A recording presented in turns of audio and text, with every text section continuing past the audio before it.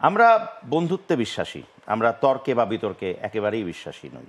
তাই অনুষ্ঠানের নাম বিশ্বাসে মিলায় বস্তুর বদলে নাম রেখেছি আমরা বিশ্বাসে মিলায় বন্ধু। এবং দেবাশিস বিশ্বাস যতক্ষণ আছেন তার উপর বিশ্বাস, আশ্বাস এবং আস্থা আপনারা অবশ্যই রাখতে পারেন। প্রতি পর্বের মতো আমরা আজকেও একজন তারকা অতিথিকে নিয়ে হাজির হব। তিনি এখনও হাজির হননি, আমি নামটা ঘোষণা করলেই তিনি হাজির হবেন, আমাদের সামনে প্রকট হয়ে উঠবেন এবং আমরা তার সাথে করব কথোপকথন, জেনে নেব তার বিভিন্ন জানা এবং না জানা, বলা এবং না বলা কথা। তার কথা যদি আমি এভাবে বলি, অনেককে তো অনেক রকম বিশেষণ দেই, তার ক্ষেত্রে আমি যদি এভাবে বলতে চাই যে তার ভালোবাসায় বা তার প্রেমে অনেকে হয়েছেন ভাবুক, অনেকে হয়েছেন কবি। তিনি করেছেন অনেক বা হরেক রকমের সিনেমা বা ছবি এবং তিনি হচ্ছেন আমাদের সবার প্রিয় none other than Bobby. And welcome to my show, our show, বিশ্বাসে মিলায় বন্ধু। কেমন আছো বন্ধু? খুব ভালো আছি। Thank you so much. এবং আমরা খুব খুশি, আনন্দিত যে আমাদের অনুষ্ঠানে ববি এসছে। সিরিয়াসলি আমারও খুব ভালো লাগছে এখানে আসতে পেরে। বল, আমার প্রশংসা কর। এক্স্যাক্টলি আমাকে বলতে দাও। আচ্ছা, হ্যাঁ। Give me some time. মানে তোমাকে দেখে তুমি সুন্দর করে কথা বলো এবং সেটা আরো শিখতে পারবো কাছে থেকে। অনেকদিন পর দেখা হলো, সেটার জন্য খুব ভালো লাগছে। আরো কাছে আসবো না? একটু ঠিক আছে, এই ডিসটেন্স। হ্যাঁ, ফর নাও ওকে, ঠিক আছে, ওকে। আফটার দ্যাট কোভিড ডিসটেন্স রাখি আমরা। আফটার দ্যাট আমরা জানি না। আচ্ছা প্রিয় দর্শক, আমরা শুরু করব অনুষ্ঠান। ববিও জানে না যে আমাদের অনুষ্ঠানের প্রথম সেগমেন্টের নাম কি, আমি বলে নিচ্ছি, ববিও শুনে নিচ্ছে। আমাদের প্রথম সেগমেন্টের নাম হচ্ছে জীবনের গল্প আছে বাকি অল্প। ববি, আমরা আমাদের যে কর্মজীবন, যে জীবনটা আমাদের, শুধু কর্মজীবনই না, আমাদের প্রত্যেকটা মানুষের জীবনের একটা গল্প থাকে এবং সেখানে আমরা না সবসময় একটু সুখের গল্প করতেই পছন্দ করি।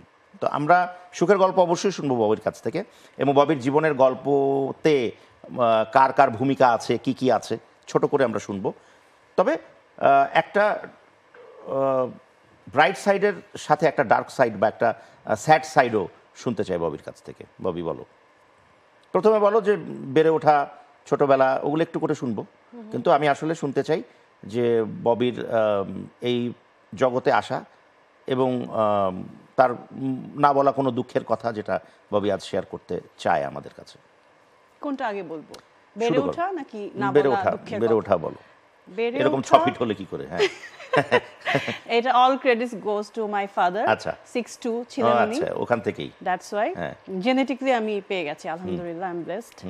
আর ছোটবেলা থেকে আমি খুব টমবয় টাইপের ছিলাম। এটা এখনো কম বেশি আছো তখন? আর মানে আমি শাড়ি টাড়ি পরে আসছি, তারপরে তুমি তাই বলছো, তোমার ওই ব্যাপারটা আছে তোমার মধ্যে। হ্যাঁ, এন্ড আমি অ্যাকশন জেসমিন। হ্যাঁ, এবং আমি দেখতে আমি ছোটবেলায় যেটা ভাবতাম যে আমি দেখতে একটু সুন্দর না, কারণ আমার ব্রাউন স্কিন, খুব ফেয়ার না, যেটা নরমালি বাংলাদেশে সবাই ভাবে যে হোয়াইট হলেই খুব সুন্দর, ব্রাউন হলে সুন্দর না। এটা একটা মাথায় থাকতো সবসময়। অ্যান্ড আমার বাবা আমাকে প্রচন্ড ভালোবাসতেন এবং খুব আশকারা দিতেন যে না, ইউ ক্যান ডু ইট, মানে তুমি যেটা চাবা তুমি সেটা করতে পারবা। বাট আমার মা প্রচন্ড কনজারভেটিভ এবং টিচার ওই টাইমে। সো বাবা মা রিভার্স ছিলেন, মানে টোটালি রিভার্স। এন্ড ওই টাইমে বোঝা যেত আমি মার লিপস্টিক নিয়ে বা আন্টিরা আসলে একটু ছোট, যখন আমি একদম ছোট কিছুই বুঝি না, একটু রং ঢং করতাম মিররের সামনে, যেটা তার একদমই পছন্দ না। সো তার কথা হচ্ছে যে লেখাপড়ার জন্য, পিএইচডি করার জন্য তুমি পুরো পৃথিবী ঘোরাঘুরি করো, বাট এই যে এরকম রং এবং ঢং কোনোটাই হবে না, এই তামাশা চলবে না। এট দ্য সেম টাইম আমি খুব ছেলেদের সঙ্গে খেলাধুলা করি, বাবার সঙ্গে মুভি দেখি, বাবার সঙ্গে বাজারে যাই, আমরা 3 বোন। সো ওরা খুবই একটু ফেমিনিন, বাট আমি একটু বাবার সাথে বেশি ঘোরাঘুরি করি। আবার এট দ্য সেম টাইম আমি আবার ওইটাও করি, আবার একটু ডান্স প্র্যাকটিস করি, ছোট থেকেই এটা আমার ভেতরে। বাট আমি কখনোই জানতাম না যে আমি সুন্দর, এটা আমার মাথায় এসছে অনেক পরে। কে মাথায় দিল? বা ছেলে পেলে তোমাদের মতো, মানে অনেক ছেলে পেলে। আমি স্কুলে যখন ধরো কত অল্প বয়সে 6-7-এ, তখন থেকেই দেখি যে আমার সঙ্গে এত সুন্দরী মেয়েরা, বাট আমার পেছনে যেগুলো যাদেরকে বলে যে টল হ্যান্ডসাম ছেলেরা, ওরা আমার পেছনে, এবং আমার বাসায় কল আসে সেটার জন্য আমি মার খাই আমার মার কাছে, এবং কার্ড আসে সেটার জন্য আমি মার খাই, আমি চিনিও না অনেককে। আচ্ছা, এইরকম দু একটা গল্প শুনতে চাই যে অ্যাপ্রোচ করেছে, বা আমরা একটু জানতে চাই এবং কেউ কেউ আবার বা তোমার কাউকে ভালো লেগে গেছিল কিনা ওই সময়? না, আমার ছোটবেলা থেকে একটা টার্গেট হচ্ছে যে আমি খুব ভালো রেজাল্ট করতে হবে আমার মার জন্য, মার থেকে বাঁচার জন্য, মার থেকে বাঁচার জন্য। আরেকটা হচ্ছে যে আমার যে এই যে একটু এই দিকটা কিছু করতে হবে, আমাকে ডান্স প্র্যাকটিস করে আমি দরজা লক করে দিয়ে এখানে আমার কিছু একটা করতে হবে, আই ডোন্ট নো কি, বাট আমাকে নিজেকে জাহির করতে হবে যে আমি কিছু একটা আই অ্যাম সামথিং। হ্যাঁ, সো ওইটার জন্য আমার ফোকাসটা টোটালি ওইদিকে। এবং স্যারের বাসায়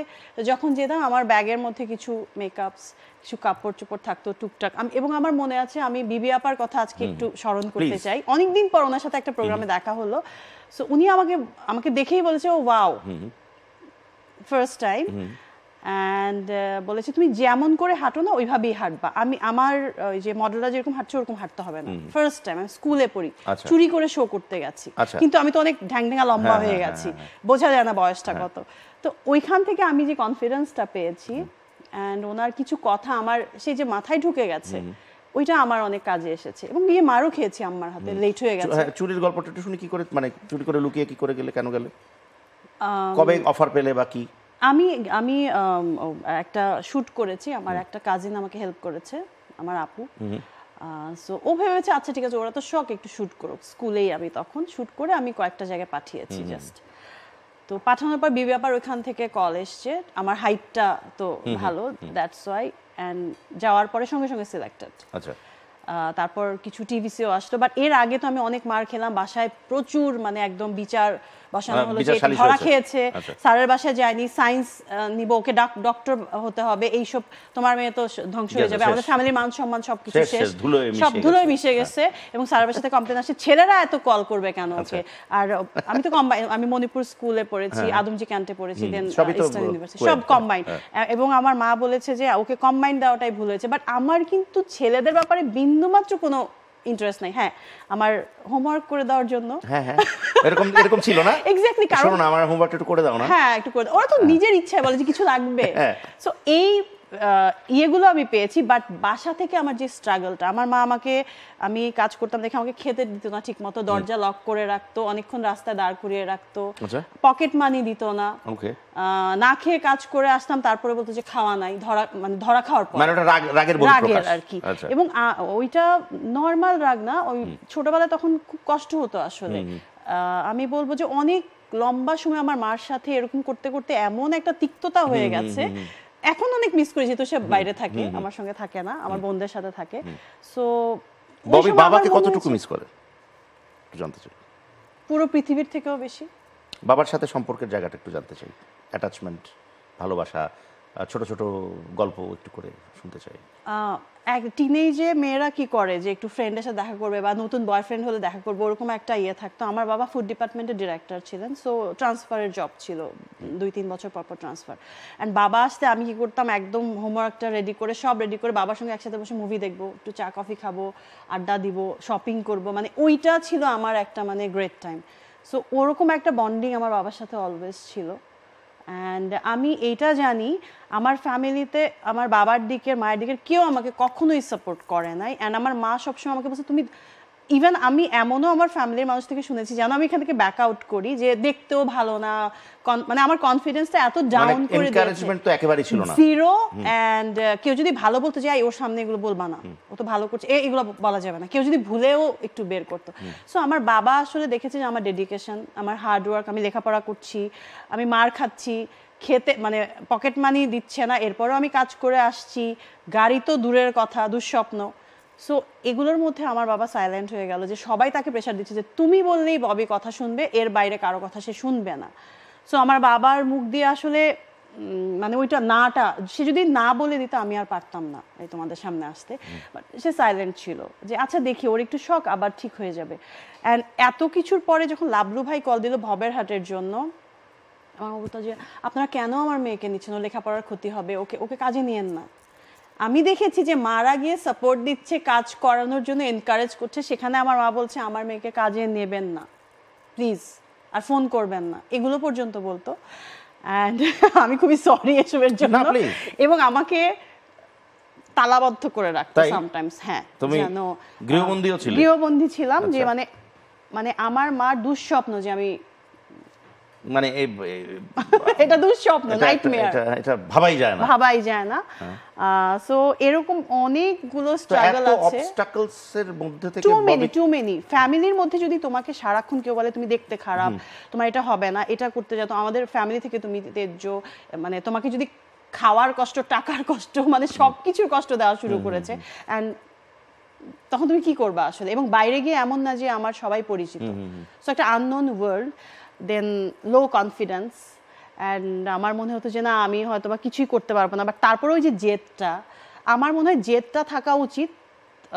প্রোডাক্টিভ কিছুতে জেদ না থাকলে এটা খুব প্রবলেম। জেদ সবসময় আমরা নেগেটিভ দিকে ইউজ করি, বাট আমার জেদ, আমার হার্ডওয়ার্ক অ্যান্ড আমার এবং আমি যখন ঘর থেকে বের হয়ে আমার মানুষজন, যে মানে ফিল্মের মানুষজন, তার আগে মিডিয়ার মানুষজন যেভাবে আমাকে এনকারেজ করেছে, ওই বিশ্বাসটা যদি আমি না পেতাম, ভালোবাসাটুকু, ওইটুকুই আমার অনেক কাজে এসেছে। পালাতা কি করে? অনেক কষ্ট করে, এন্ড আমি গাড়িতে ফুল মেকআপ নিতে পারি, মেকআপ ওয়াশ করতে পারি, চেঞ্জ করতে পারি, বিকজ অফ মাই মাদার। আচ্ছা, ওকে, কিছু করার ছিল না, কিছু করার মানে না। পালাতে কি করে একটু জানতে চাই, মানে কি? না, স্যারের বাসার টাইমিংটা ভুলভাল বলতাম। আচ্ছা। অ্যান্ড স্কুলের আমি তো সব মানে আদমজি ক্যান্ট অনেক কড়া করি ওখানে, মণিপুর স্কুল খুবই কড়া, বাট ওইখান থেকে কষ্ট করে, মানে যেই সময় মেয়েরা সাধারণত বয়ফ্রেন্ডের সাথে প্রেম করার জন্য ভুলভাল বলে যায়, সেই সময় তুমি কাজের জন্য যেতে, কাজই তোমার প্রেম ছিল। হ্যাঁ, ফ্যান্টাস্টিক। তো তারপরে তুমি ওটাকে ওই শিডিউলটাকে ওইভাবে মেইনটেইন করতাম, এবং আমার কোনো টাইম ছিল না যে আমি কিসের প্রেম করব। ছেলেরা যখন ইয়ে করতাম, বলতাম বাবা আমার একটু ইয়েটা করে দাও না, প্র্যাকটিক্যালটা করে দাও না, প্র্যাকটিক্যাল তো বোগাজ, ওইটা লিখে দাও না, এটা ছাড়া আমার ওদের সাথে আসলে কথা বলার বা ওরকম চা কফি খাওয়ার ওই ইন্টারেস্টটাই ছিল না। কিন্তু যখন তুমি ধরা খেলে, তখন যে সিচুয়েশনটা হয়েছিল, তখন কি তোমার কখনো মনে হয়েছিল যে, বা অন্য কোনো সময় মনে হয়েছিল যে এই এদের সাথে থাকবোই না, আমি আমার মতন করে চলে যাব? হ্যাঁ, বাট আমি আসলে খুবই, আমার মধ্যে হোম সিকনেসটা খুব ছিল আবার, মানে আমি যেমন ফ্রি বার্ড, বাট দিন শেষে আমার আবার ফ্যামিলিতে আসতে হয়, আবার নিরে ফিরতেই হবে। হ্যাঁ, এবং আমার বাবার চেহারা দেখবো না, আমার বোনদের সাথে একটু কথা বলবো না, এটা আবার।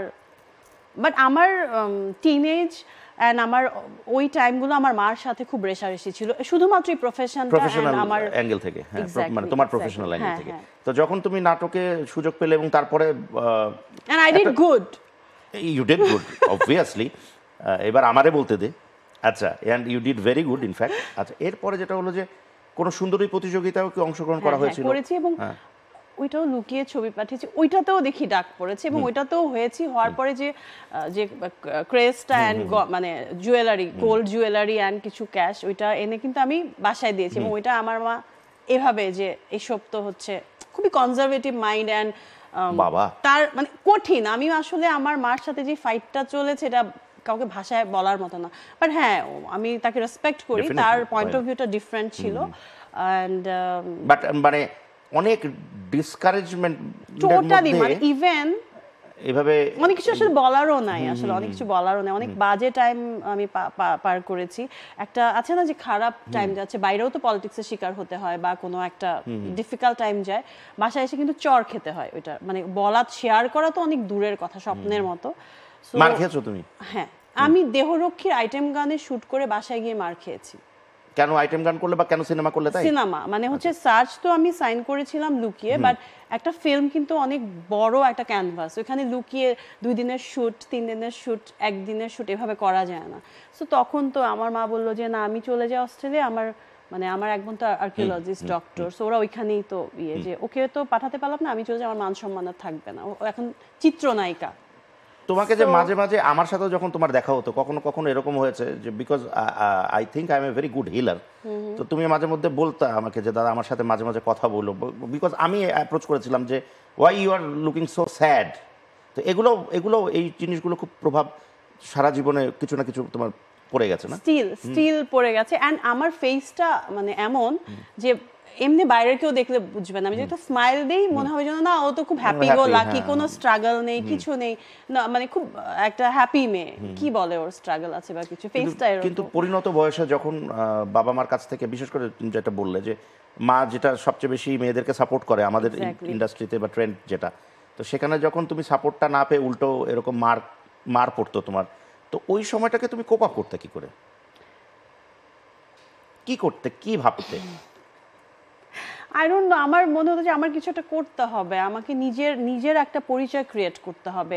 মেবি আমি লেখাপড়ায় ভালো ছিলাম, বাট ওই দিক থেকে আমার এই দিকটা মানে ডেডিকেশনটা বেশি ছিল। এবং আমার বাবা যেটার জন্য সাইলেন্ট ছিল, যে আমি ফাইট করে যখন আসতাম, মানে অ্যাকশন শুট যখন করে আসতাম, এখানে কাটা ছেঁড়া, এখানে ব্যথা, এখানে ব্লাড আসছে, বা একটু তো লেগেই যায়।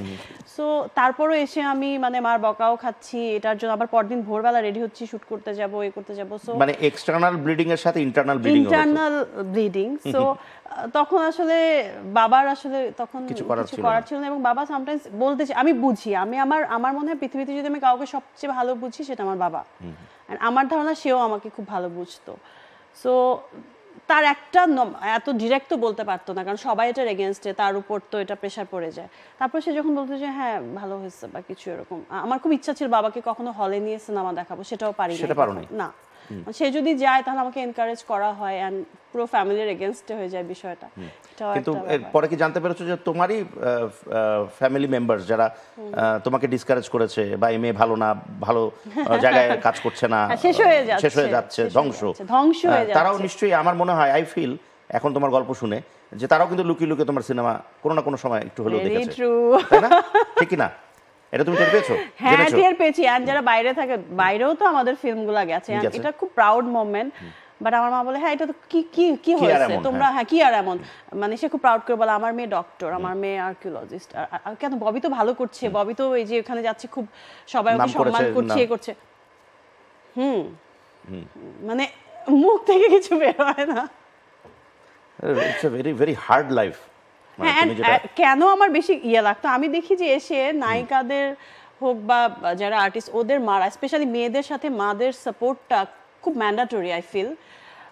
কারণ কিছু কিছু ব্যাপার আছে যেটা আসলে মা ছাড়া কাউকে বলার মতো না।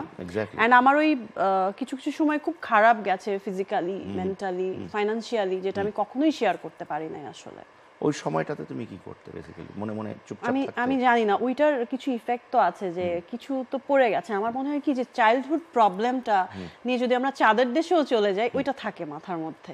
সো ওই প্রবলেমটা মেবি আমার আছে, I can handle it, but totally ignore করা যায় না। হ্যান্ডেল করা শিখে গেছি সো ফার। এখন আমরা ব্যক্তিগতভাবে চাই যে বাকি জীবন যেটাই আছে, যদিও এই সেগমেন্টের নাম জীবনের গল্প আছে বাকি অল্প, আমি ওখানেই যেতে চাই যে জীবনের গল্প শুনলাম, কিন্তু এখনো কিন্তু অল্প হলেও বাকি আছে, এখনো আছে। তো সেই গল্পটা যেন ববির এরকম না হয়, অনেক সুন্দর হয়, অনেক স্মুথ হয়। তো and with this good note আমরা এই সেগমেন্টটা শেষ করছি, পরের সেগমেন্টে যাচ্ছি। এই সেগমেন্টে আসলে আরও অনেক কিছু বলার বা জানার ইচ্ছে ছিল, আমরা পরে শুনবো, অনেক কিছু জেনেছি অলরেডি। প্রিয় দর্শক, আমরা ববির জীবনের, আমার মনে হয় না বলা অনেক কথা ববি বলেছে আজকে, যেটা কখনো ববি হয়তো কোনো অনুষ্ঠানে বলেনি। এবং এটা আমি বিশ্বাস করি যে ববি বিশ্বাস করেই, আমাদের অনুষ্ঠানকে বিশ্বাস রেখেই অনুষ্ঠানের উপর এটা বলেছে। চলে যাচ্ছে আমাদের অনুষ্ঠানের পরবর্তী যে সেগমেন্টটা, সেই সেগমেন্টটাতে, এবং সেই সেগমেন্টটা খুব ইন্টারেস্টিং সেগমেন্ট। সেই সেগমেন্টের নাম হচ্ছে যদি কিছু মনে না করেন। আচ্ছা, এই যে সেগমেন্টটা, এই সেগমেন্টে এরকম যে ববিকে কিছু প্রশ্ন আমি করব, হয়তো প্রশ্নগুলো হয়তো ববি খুব একটা ভালো নাও লাগতে পারে, এমন কিছু না যে আমি খুব খারাপ কিছু বলবো, কিন্তু মনে কিছু করতে পারবে, ঠিক আছে? যেমন এটা আমাদের কথা না, যে যেমন ববিকে আমরা অনেক সিনেমায় পেয়েছি, আগামীতে অনেক সিনেমায় পাবো, তবে এটা আমরাও যারা ডিরেক্টর, সেই ক্ষেত্রে আমরা ববিকে যতটুকু এখনও যে অবস্থানে ববি আছে, ববিকে আমরা আরেকটু বড় অবস্থানে, আমরা অনেকে তো এই অবস্টাকলসগুলো জানে না, তো তারা তো আর ওটা, আমি যেমন ফিল করছি এখন যে আই ওয়াজ রং, হ্যাঁ, এখন আমরা জানলাম যে কী জন্য। তারপরেও যে ববি লড়াই করে এই পর্যায়ে এসছে, তারপরেও কিছু ক্ষোভ তো থেকেই যায়। সেই ক্ষোভের একটা হচ্ছে যে সিনেমা চুজ করার ক্ষেত্রে ববির একটু উদাসীনতা আছে, ববি একটু কম বোঝে, বা সিনেমা কোনটা ভালো কোনটা খারাপ না বুঝেই সাইন করে ফেলে, এরকম কি ববি? এরকম না, ঠিক উল্টোটা। মানে কেন যেন আমার সার্চটা ভালো গেছে, মানুষ পছন্দ করেছে। দেহরক্ষী সুপারহিট একটা সিনেমা, এন্ড মানিক আঙ্কেল যখন বস্তায় করে টাকা পয়সা নিয়ে যাচ্ছে, বলছে মা কোনো ছবি মানা করবা না। হ্যাঁ, উনি আমাকে খুব সাপোর্ট করেছে আমার একদম ইনিশিয়াল টাইমে ফিল্মের। উনি ইফতেখার চৌধুরী, ওনাদের কথা না বললেই না। তো কারণ আমার মার অনেক বকাও খেয়েছে ওনারাও খেয়েছে যে আপনারা কেন ওকে নিচ্ছেন ওকে ছবি খবরদার আর ফোন করবেন না। এখন আমি বলছি যে মানে আল্লাহর রহমতে আমার ছবি হিট করেছে, এখন তুমি কি করবা? কিছু তো করার নেই। কিছু করার নেই। পরের আরো 4-5টা ছবি আমি সাইন করলাম। যখন খোঁজদা সার্চ রিলিজ হলো তারপর 1.5 বছর আমাকে বন্দি করে রেখেছে, মানে আমি লেখাপড়া করছি করছি। হ্যাঁ, ওইটা হচ্ছে 2010 এ রিলিজ হয়েছে। হ্যাঁ, তো তখন তো এটা খুব ভালো গেল। তখন তো তোমার নিশ্চয়ই অফার এসেছে, অনেকগুলো অফার এসেছে এবং অনেক কাহিনী হয়েছে, সবকিছু তো বলতে পারবো না শর্ট টাইমে। তারপর আমি কিছু টিভিসি করেছি, ওর মধ্যে থেকে বলছি সিনেমা আর করতে পারবো না, কারণ সিনেমা করলে হিউজ একটা টাইম দিতে হয় এবং অনেক বড় একটা ক্যানভাসের বিষয়। এটা আসলে আমি মানে ওই সময় একটা ওষুধ থাকে যেটা বাবা মারা মানে অনেক বাবা মারা অ্যাপ্লাই করে। থ্যাংক গড যে আমরা কিছু মানুষজন আছি যাদের বাবা মাকে আমরা এত ভালো পেয়েছি, এত সাপোর্টিভ পেয়েছি। ওই সময় মেয়েদের ক্ষেত্রে বিশেষ করে, এটা ছেলেদের ক্ষেত্রে না, মেয়েদের ক্ষেত্রে ধরে বেঁধে বিয়ে দিয়ে দেওয়ার চেষ্টা করে। এরকম কি তোমার সাথে হয়েছে? ও মাই গড, অফ কোর্স। হ্যাঁ, অফ কোর্স। এটা একটু শুনি যদি কিছু মনে না করেন। এবং আমার এনগেজমেন্ট করে দিয়েছে ওইটা। আমি বলেছি তাকে একটা কন্ডিশন দিয়েছিলাম যে আমার এনগেজমেন্ট আমি করব আপনার সাথে, বাট আমি ফিল্ম করব, এটা আমার মাকে ম্যানেজ করেন। আচ্ছা, ঠিক আছে। এটা উল্টাটা। আচ্ছা, মানে ও যদি ম্যানেজ করতে পারে তো করতে পারে। হ্যাঁ, সো বলছে যে কয়টা, আমি বললাম কয়টা এটা জানি না। হ্যাঁ, বাইরের, অস্ট্রেলিয়ার। সো যখন মোটামুটি ম্যানেজ, ওকে চিনতে তুমি ছেলেটিকে? না, চিন্তাম, বাট হচ্ছে যে এটা আমার আসলে আমি পার্সোনালি আসলে তখন ইম্যাচিউর ছিলাম, এন্ড আমার ফোকাসটা ছিল আমাকে ফিল্ম করতে হবে, মা দিচ্ছে না। সো ওইরকম একটা টাইমও গেছে, সাপমূল্য লাঠিও না ভাঙলো, বাট তারপর তো আমি ওটা ব্রেক করে দিয়েছি, কারণ আমার তো তখন আমি টানা কাজ করছি এবং ওইটার আমার আসলে ইন্টেনশনই ছিল না। কিন্তু এই ভুলটাও তো আমার আসলে ওনার জন্য এবং এই সিচুয়েশনটা ক্রিয়েট করার জন্য।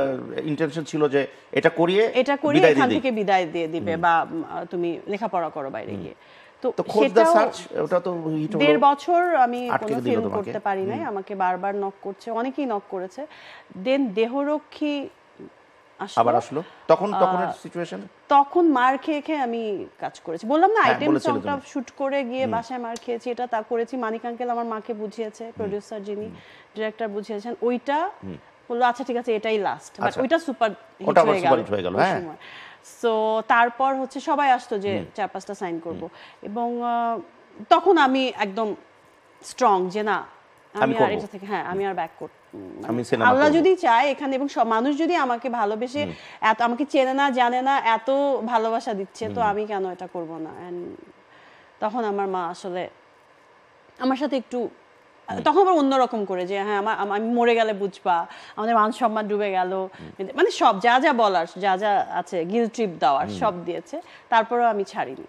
তারপরে একটা পর্যায়ে আসলো আফসারি আঙ্কেল, মানে মালিক আফসারি সাহেব, দেহরক্ষীর পর আফসারি ভাই আর তাপসী ঠাকুর যে ওনারা অ্যাপ্রোচ করলো। তার আগে সাকিবার আমার একটা টিভিসি, ওটা সাকিবের মেবি ফার্স্ট টিভিসি ছিল, পাওয়ার।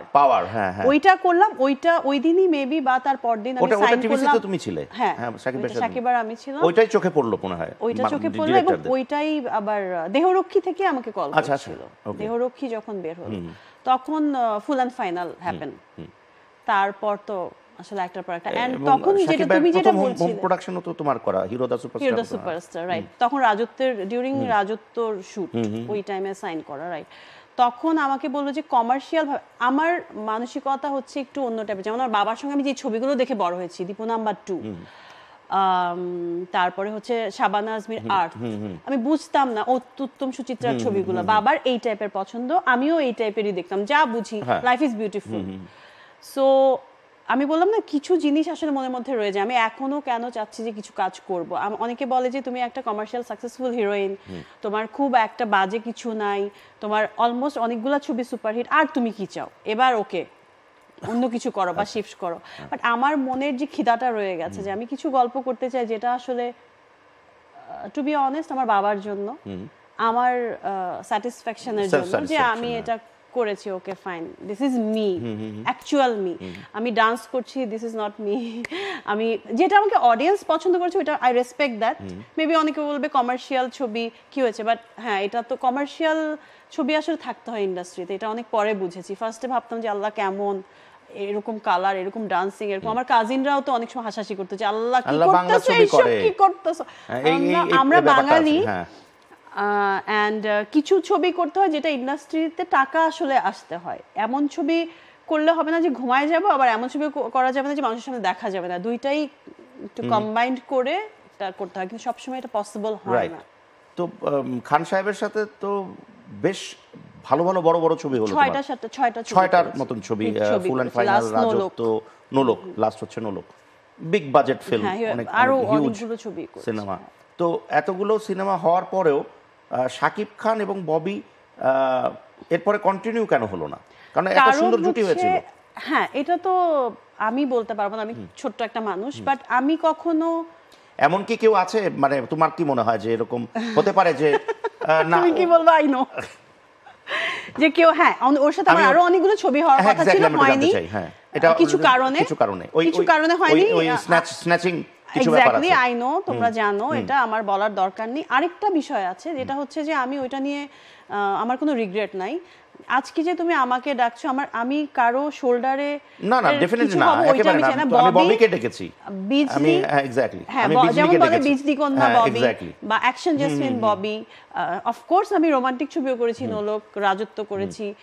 সাকিবের সাথে আমার কেমিস্ট্রিটা মানুষ অনেক পছন্দ করেছে, এখনো করে, আমাদের ফেসবুকে লিখে দেয় যে আবার দেখতে চাই জুটি, but at the same time আমার ইন্ডিভিজুয়ালিটিটা খুব ইম্পর্টেন্ট আমার কাছে, যে কোনো কিছুতে। এখন তো তুমি মনে করো যে তুমি একজন অ্যাকশন জেসমিন হয়েছো, একজন বিজলি হয়েছো, হ্যাঁ, আলো ছড়িয়েছো, এবং তুমি নিজেই একজন লেডি অ্যাকশন। আমি কিছু করিনি, আমি কাজ করেছি চোখ মুখ বন্ধ করে। মানুষজন কিভাবে এটা পছন্দ করেছে, একটা মানে ফিমেল লিডের উপর ডিপেন্ড করে প্রোডিউসার যখন ইনভেস্ট করে, আমাদের মতো ক্ষুদ্র ইন্ডাস্ট্রিতে, এটা কিন্তু খুব কম দেখা যায়, বাজে টাইমে আসছি আমরা যখন 2010, সো এইটা খুব প্রাউড একটা মোমেন্ট। আমি মানে খুব খুব খুব কৃতজ্ঞ আমার অডিয়েন্সের কাছে, তোমাদের কাছে, যারা আমাকে সাপোর্ট করেছে, কারণ আমি আমার ফ্যামিলি থেকে 1% সাপোর্টও পাই নাই, 1% মাইনাস সবসময়। সো আমি খুবই কৃতজ্ঞ আমার অডিয়েন্সের কাছে। আমাকে যদি পছন্দ না করতো, আমাকে যদি টিকিট কেটে হলে না দেখতো, সো আজকে আমি এখানেই থাকতে পারতাম না, নো ওয়ে। আমার কোনো গডফাদারও ছিল না। এরাও এখন ইনফ্যাক্ট তোমার ফ্যামিলি, অডিয়েন্সরাই তোমার ফ্যামিলি, ডেফিনেটলি ফ্যামিলি। এখন বাংলাদেশে আমার কে আছে? আমার ছোট খালা ছাড়া সবাই তো অস্ট্রেলিয়ায় থাকে, আমার মা যাওয়া আসা করে, এরাই তোমাকে মাথায় তুলে রাখবে আগামীতেও। তো আমি এক জিনিসটা জানতে চাচ্ছিলাম যে এই যে অ্যাকশন জেসমিন হলো, বড় প্রোডাকশন, তারপরে বিজলি হলো, নোলক হলো, এত বড় প্রোডাকশন, কো প্রোডাকশন, এত বড় বড় আর্টিস্ট নিয়ে দু বাংলার মিলে, তো তারপরে ববির যে গতিটা ছিল, গতিটা একটু থেমে গেল। ওই টাইমে আমার বাবা মারা গেছে। এক্স্যাক্টলি, আমি একটু জানতে চাই ওই সময় ববি কিভাবে কোপ আপ করেছে ওই সময়টা, কারণ ববির জীবনে শুধু আমি একের পর এক একটা ধাপ পেরোতে শুনছি, এই সময়টা, এই ধাপটা কিভাবে পেরেছে? ওই ধাপটা আসলে বাবা চলে গেল যখন, ওই মোমেন্টটা ববি, আমি তখন কলকাতা ছিলাম, রক্তমুখী নীলার শুট শেষ করে আরেকটা নোলকের গান শুট করতে আমি কলকাতায় এসেছি। বাবার 1 এপ্রিল বার্থডে ছিল, উইশ করেছি, 2 দিন আমি নেটওয়ার্ক পাই নাই, বিকজ দার্জিলিং এর শুট ছিল, অ্যান্ড অনেক রাত হয়ে যেত, বাবা ঘুমিয়ে পড়তো। সো 3 তারিখ রাতে, থার্সডে নাইটে ফোন আসলো যে বাবা বেড থেকে পড়ে গেছে, সেন্স আসছেন। তখন আমার মা আর বোন অস্ট্রেলিয়া ছিল না, দেশে ছিল, বাবার সাথেই ছিল। সো তারপর আমি আসছি, আসার পর থেকে কি, ওইটা আমার নাইটমেয়ার লাইফের। 4th এপ্রিল নাইট ছিল, 5th এপ্রিল আমার লাইফের ওয়ার্স্ট ডে। অ্যান্ড তারপর থেকে আমার মাথায় না কিছু কাজ করছিল না অনেক দিন, আসলে আমি অনেক কাজ ফিরিয়ে দিয়েছি। দেন কোভিড, তারপর কি অনেকগুলো টাইম আসলে এভাবে পার হয়েছে। ওই নিজেকে সামাল দেয়া, আমার মনে হচ্ছে এবার আমি এমটি। অ্যান্ড আগে যে বলতো যে আমার কেউ নাই, কিছু থাকবে না, তুমি অন্য ট্র্যাকে যাচ্ছ, ওই কথাগুলো আছে না, একটা নেগেটিভ ভাইবটা তখন, যখন তুমি অনেক উইক থাকবে মেন্টালি। আমি কিন্তু খুব পজিটিভ একটা মানুষ, আমি অনেক খারাপের মধ্যে থেকেও আমি ভালোটাই দেখব পারি, আমি আল্লাহর অশেষ রহমত, এটা পারি আমি। কিন্তু ওই টাইমটা আমি পাচ্ছিলাম না, আফটার বাবা ডাইড, কিরকম যেন খুব মানে নিজেকে পাগল লাগতো, অস্থির লাগতো, কি আমি জানি না। আমার একটা অ্যাক্সিডেন্টও তখন হলো, একটা পার্সোনাল, সব কিছু মিলায় ওই টাইমটা খুব বিভৎস একটা টাইম ছিল আমার জন্য। এবং সেখান থেকে যদি ববি ফিরে আসতে পারে বা আমাদের সাথে এখানে বসে গল্প করতে পারে বা কাজ করতে পারে, তার মানে ববি সবকিছু করতে পারে। আচ্ছা, আমি একটা জিনিস জানতে চাই, সেটা হচ্ছে ময়ূরাক্ষী যে একটা সিনেমা হলো, এই সিনেমাতে কাহিনী কি? তোমাকে আমরা নায়িকা ববিকে দেখতে গেলাম, ইনফ্যাক্ট আমি আর মা সিনেমা দেখতে গেছিলাম, ডিজার্টেড হয়ে ফিরলাম যে ববি কোথায় গেল, ছবিতে ভিলেন হয়ে গেল, এরকম একটা মনে হয়েছে। ব্যাপারটা কি ছিল আসলে, কোথায় প্রবলেমটা কোথায় ছিল আমি একটু জানতেই চাই। আসলে এই যে মানে আমরা ডিরেক্টর মানে কিন্তু অনেক সম্মানের একটা জায়গা, অনেক বড় মাপের একজন মানুষ। আমি সবসময় ডিরেক্টর আর্টিস্ট, আমি যদি ইনভেস্টারও হয়ে থাকি তারপরও আমি ডিরেক্টরের কথা শুনবো, ডিসকাস করব, দেন একটা ডিসিশনে আসবো। বাট কিছু ডিরেক্টর আছে যাদের জন্য আসলে ডিরেক্টরের জায়গাগুলো, সম্মানগুলো নষ্ট হয়। হ্যাঁ, আমি যত সিনিয়রই হয়ে যাই না কেন, নতুন কেউ এসেও যদি আমাকে ডিরেকশন দেয় আমি তাকে রেসপেক্ট করব, কারণ সে ডিরেক্টর। বাট কিছু ডিরেক্টরের জন্য আমি নাম মেনশন করতে চাই না, অবভিয়াসলি তুমি বুঝতে পারছো। সো প্রোডাকশনটাও ভালো ছিল, প্রডিউসার একদম বললো আপু আপনার জন্য এই ছবিটা প্রডিউস করা, আমরা আমেরিকা থেকে আসছি, আপনাকে খুব ভালো লাগে, দেখো কিভাবে নষ্ট হয় ইনভেস্টার প্রডিউসার। সো তার কিছু পার্সোনাল ইন্টারেস্টের জন্য বাজেট ধ্বংস করে দিল। মানে গল্পটা আমি এই শুনেছি, এই হয়ে গেল, শুটিং ঠিক মতো করলো না, সব উল্টাপাল্টা, ডেটস নিয়ে শুধু ওয়েস্ট করলো, এমন অনেক কিছু করলো, টাকা ওয়েস্ট করলো, বললো আমি নাকি সাইন করার পর ডাবিংও মনে হয় করো নাই ওই ছবির। ডাবিং কিছু করেছি, তারপর কিছু ইয়ে করেছে। দেন আমি এটাও শুনেছি, আমাকে প্রোডিউসার ওয়াইফ বলেছে আপু আপনি নাকি মানে শুটের টাকা নেওয়ার পরও পার ডে এসে আবার এক্সট্রা, বা আপনি আইটেম করার জন্য এক্সট্রা। আমি বললাম আমার ছবিতে আমি আইটেম করবো, এটাতে আমি এক্সট্রা পেমেন্ট কেন চাবো? এই জন্য অন্য আর্টিস্ট দিয়ে করিয়েছে, আমরা খুব কষ্ট পেয়েছি, আপনার সাথে যোগাযোগও করতে পারিনি, বিকজ এটা ডিরেক্টর হ্যান্ডেল করছে, যেহেতু নতুন ইনভেস্টার। সো এটা খুবই দুঃখজনক, এত সুন্দর একটা গল্প ছিল এবং যা আমাকে শুনিয়েছে সেটা যদি তোমরা দেখতে পেতে, মানে আমি সেটাই ভেবেছিলাম, কারণ গল্পটা খুব চ্যালেঞ্জিং একটা গল্প ছিল। ইভেন তুমিও যদি করতে, তুমি কি জানো যে ওটার একজন নায়িকার আমাকে সেরকমই আইডিয়া দিয়েছে, এবং ওনার ওইটা, হ্যাঁ, কিন্তু ওটা ছোট একটা এক্স্যাক্টলি নিয়ে, কিন্তু ওটার ভাস্টনেসটা অনেক অনেক, আর তো সেরকম কিছু মানে এটা কিন্তু আমি ওইটা করতে গিয়ে যতটুকু আমি করেছি, আমি কিন্তু আমার জায়গাটুকু আমি ট্রাই করেছি। এখন সে শুট করেনি বা কিছু ফেলে দিয়েছে, কিছু রাখেনি, উল্টাপাল্টা করেছে, এটা তোমার মতন বোঝা যায়। তোমার মতন যারা ভালো হিরোইন, আমাদের ইন্ডাস্ট্রিতে তো এমনি এই সংখ্যাটা কম, ভালো ভালো যদি আমরা বলি, তো সেই ক্ষেত্রে এটা তো তোমার ক্যারিয়ারও তো একটা বিরাট ইম্প্যাক্ট পড়তে পারতো। এবং মানে আমার তো খুব খারাপ লাগে আসলে, আমার সিনেমা কারোটা নষ্ট হলে অন্যদেরটা দেখলেও আমার কষ্ট লাগে। তাহলে বলছে আমারটা যখন এরকম হয়েছে আমি কি ফিল করেছি। মানুষজন বলেছে আপু তো অনেক সোবার, আপু কিভাবে এত হাইপার হয়ে গেল, বা যেরকম একটা কথা আসছিল। So I can take it, মানে একটা সিনেমার সঙ্গে এরকম টাকা মেরে দিলে টাকা নষ্ট হয়ে শেষ হয়ে যাবে কিন্তু 2 দিন পরে, কিন্তু তোমার এই যে সিনেমাটা, এটা তো লাইফ টাইমের বিষয়, এটা তো থেকে যাচ্ছে। এক্স্যাক্টলি। তুমি কি তারপরে কোনো স্টেপ নিয়েছিলে নাকি না একদম সাইলেন্ট হয়ে গেছো যে না দরকার নেই, যা হয়েছে? আমি ট্রাই করেছি যেটা যতটুকু করার, এন্ড এটা তো আসলে এটা আমার ইনভেস্টমেন্ট ছিল না, আমার প্রোডাকশন ছিল না, তো লিগ্যালি আসলে আমি কতটুকুই করতে পারবো, আমার যতটুকু বলার আমি ট্রাই করেছি। But you had been cheated in a way. Totally, তাই না? টোটালি, মানে বলা হয়েছে যে গল্প বলেছে সেই গল্পের ধারে কাছেও মানে 2-3টা জিনিস রেখে কিছুই রাখেনি। এন্ড টাকা আছে না, টাকা বাঁচানোর জন্য তুমি শুধু এমনি আন্দাজে শুট টুট করে শুধু। আরেকটা জিনিস হচ্ছে যে নবীন আর্টিস্ট, আমি কাউকে ছোট করছি না, নবীনরাই একদিন আগামীতে এগিয়ে যায়, তো ওই মুহূর্তে তোমার এই ছবি সাইন করার মুখ্য উদ্দেশ্য কি ছিল, যে বা করার উদ্দেশ্য?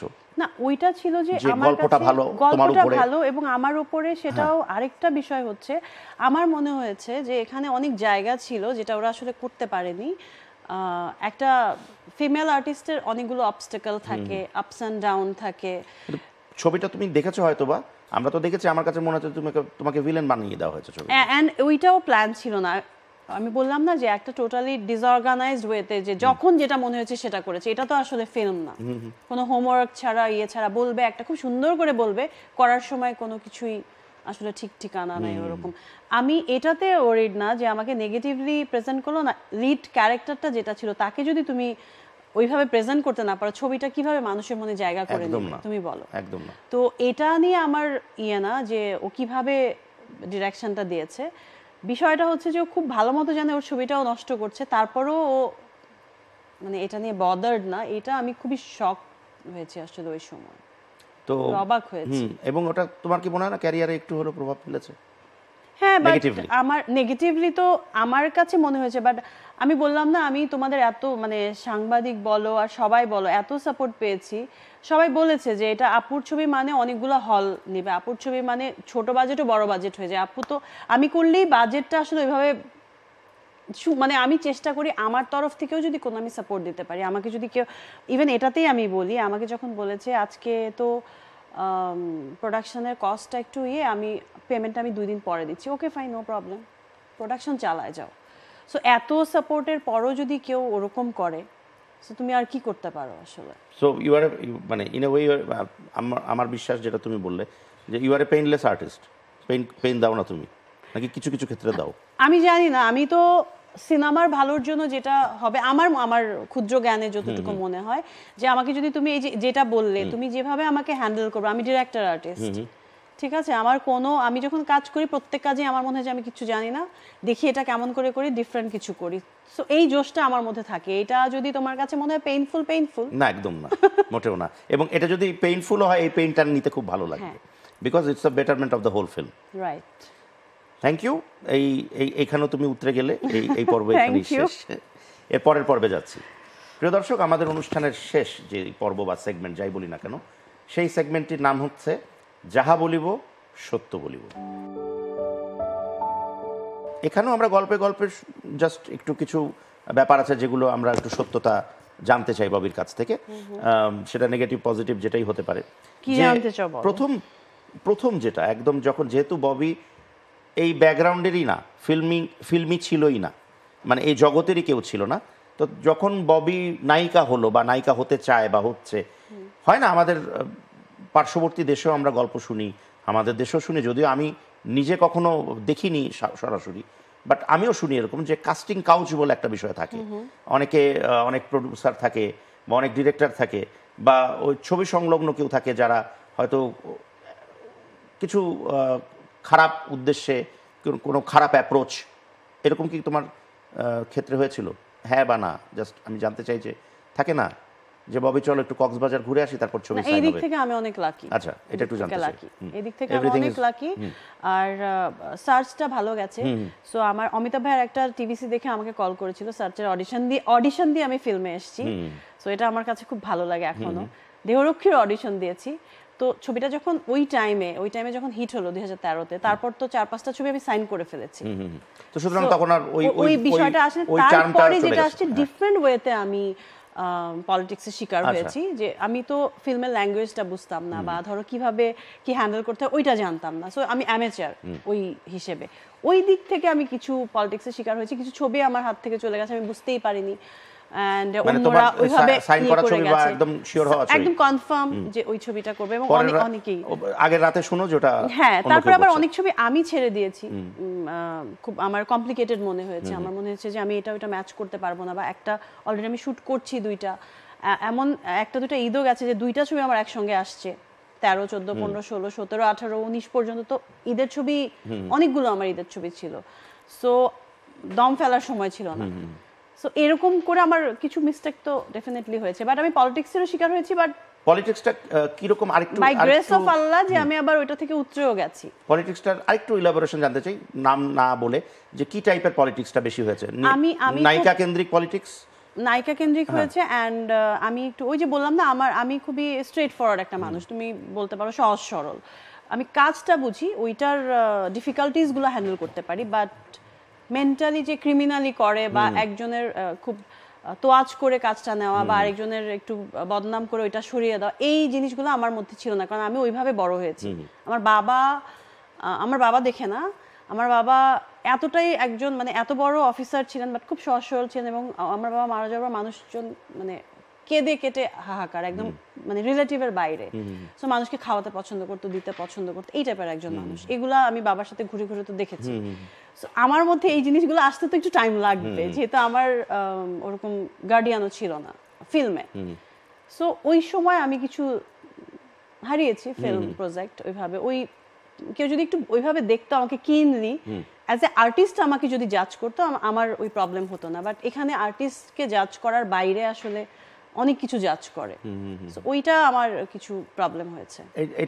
এটাকে তুমি কি মানে মনে করো যে তোমাকে সে বা যিনি বা যাহারা এই কাজগুলো কাণ্ডগুলো ঘটিয়েছেন তারা তোমাকে কম্পিটিশন মনে করেছে, হয়তো মনে করেছে যে না ও যদি ছবিগুলো করে ফেলে তাহলে আমরা পিছিয়ে যাব, আমরা কি করব। এন্ড আমার মনে আছে যে আমাদের, আচ্ছা নাম না বলি, নাম বলবো না, বলছে যে শুনতেও চাচ্ছি পরদিন আমি যাব ইন্ডিয়াতে কাজ করতে একটা কো প্রোডাকশন, আচ্ছা জিতের সাথে, জিদ্দার সাথে, আর কারো নাম বললাম না।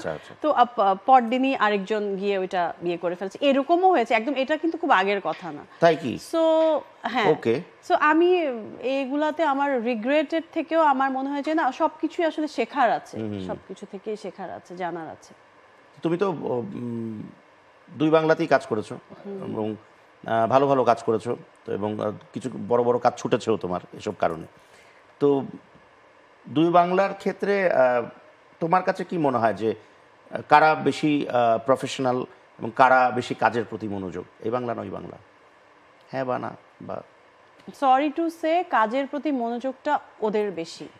কেন আমি জানি না, কারণ ওদের বাই বর্ন, ওদের কাজের ইয়েটা বেশি। আমাদের এখানে হয়তোবা ফিল্ম বা মিডিয়াকে ভাবে কি যে অন্ন বস্ত্র বাসস্থান চাকরি বাকরি ইয়ের তারপরের একটা পার্ট, বাট এটা যে একটা ডেডিকেশনের জায়গা, এটা যে কত ইম্পর্টেন্ট, এটা যে যখন আমি এটাতে কাজ করবো এটা ম্যান্ডেটরি, আমার খাবারের মতোই ম্যান্ডেটরি একটা বিষয়, এটা বুঝতে আমাদের হয়তোবা প্রবলেম। ওপার বাংলার সবচেয়ে বড় সুপারস্টারদের একজনের সাথে তোমার কাজ হতে হতে হয়নি, ওইটাকে তুমি কি করে হ্যান্ডেল করলে বা ওটা তুমি জানলে কি করে?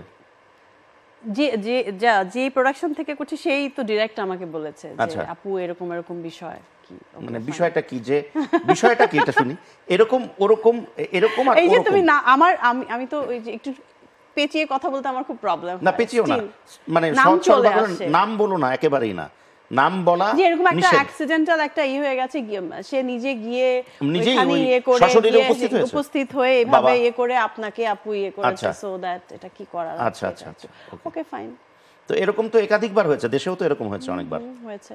বাট আমি এগুলো থেকে আমি যেটা শিখেছি যে আমি এমন কিছু কাজ করব যেটাতে আমাকে রিপ্লেস করাটা তো ইজি না। মানে যদিও বাংলাদেশে এটার সংখ্যা কম, কারণ আমাদের জায়গাটা ছোট, আমাদের ইনভেস্টার খুব কম, যে আমাকে যেটা লাগবে মানে লাগবে।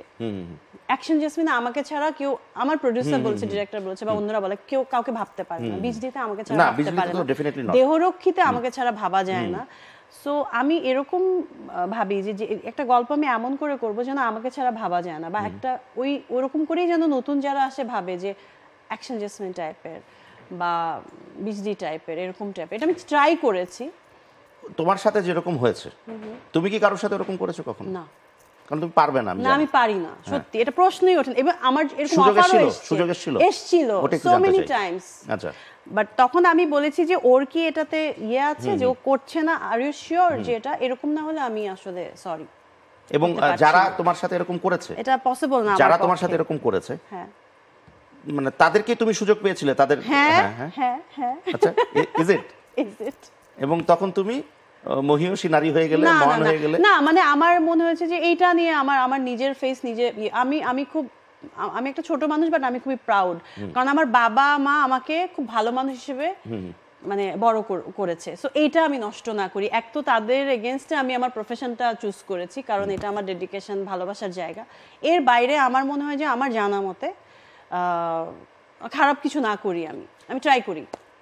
তো কিছু কিছু ক্ষেত্রে তো এইসব কারণে পলিটিক্যাল বলতে আমাদের ইন্টারনাল যে সিনেমার পলিটিক্স, সুস্থ পলিটিক্সে তোমাকে থাকতে হবে, সুস্থ, অসুস্থ না। তো এই অসুস্থ পলিটিক্সের কারণে কিছু কিছু ক্ষেত্রে ববির পিছিয়ে যাওয়া, মাঝখানে একটা সময় গেছে তার কোভিড, তার বাবার চলে যাওয়া, ডিজাস্টার, তো ববি একটু এক কদম হয়তো পিছিয়েছে। এবং এটা কি কারণ যে এখন ববি যে কিছু কিছু ছবি করছে যেগুলো এই ববি আর সেই ববির মধ্যে একটু ফারাক আমি পাচ্ছি ছবি চুজিং এর ক্ষেত্রে? হ্যাঁ, এক্স্যাক্টলি। যেটা হচ্ছে আমাদের এখানে ছবিটাই কম হচ্ছে অনেক, একদম কি বলবো, সিন্ডিকেট হয়ে গেছে, যে এখানে এটা হচ্ছে ওটিটির, এটা হচ্ছে এই হচ্ছে। অ্যান্ড আমি হচ্ছে ওই যে ঘুরে ঘুরে আড্ডা দিয়ে দিয়ে কাজ নিব, এরকম না, যে আমি একজন আর্টিস্ট, আমার যদি এই গল্পটা এখানে প্রয়োজন হয়, আমাকে ডাকবে, বা আমি কথা বলেও যদি আমার মনে হয়, আমার ওই ইয়েটা নাই। আরেকটা ব্যাপার হচ্ছে মানুষের টেস্ট চেঞ্জ হয়েছে। এখন যেই গল্পে আমাকে তখন মানুষ পছন্দ করছে সেই একই গল্প, ধরো আমি একটা এক্সাম্পল দিয়ে বলি, পাঠান যখন আসলো, শাহরুখ খান দীপিকা, ওদের 5-6 বছরের গ্যাপে ছবিটা আসছে। আগের ছবিগুলো ভালো যাচ্ছিল না এরকম শাহরুখ খানের। পাঠানে আমরা টোটালি একটা নিউ শাহরুখ খান দেখলাম, ডিরেক্টর নতুন।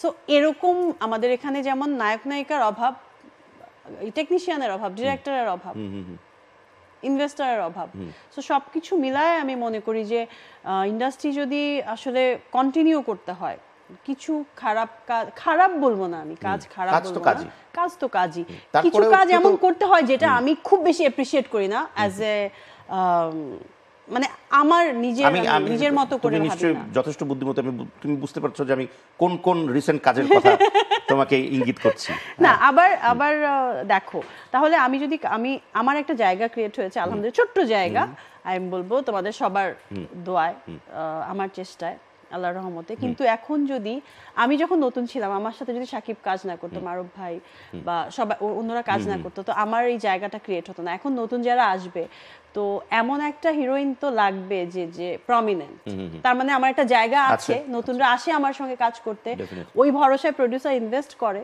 সো এটা আমি এইভাবে দেখি। তো ঠিক এরকমই এখন ববির যে ডার্কার সাইডটা ছিল সেটা ছাপিয়ে যেন ববির লাইফের বাকি যে জীবনটা থাকে সেটা যেন এরকম ব্রাইট থাকে, এরকম ব্রাইট থেকে ব্রাইটার হোক, ব্রাইটেস্ট হোক, এই শুভকামনা করছি। Thank you.